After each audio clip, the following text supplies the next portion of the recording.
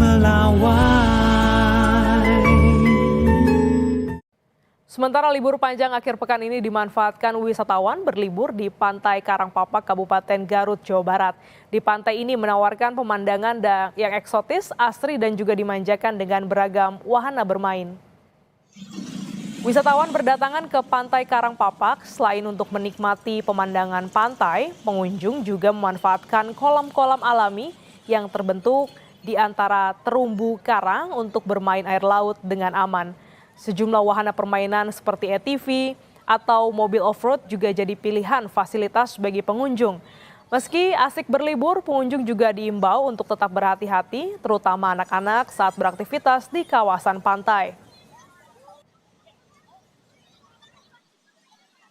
Kenapa memilih ke sini, Mbak? Karena di sini pemandangannya indah, pantainya asri, banyak pengunjung-pengunjung yang berdatangan ke sini karena memang sekarang ini lagi viral Karangpapak ini.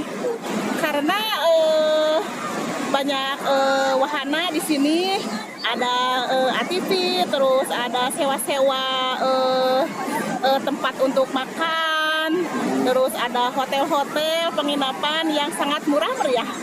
Ini dalam rangka apa ini, Mbak? Dalam rangka long weekend.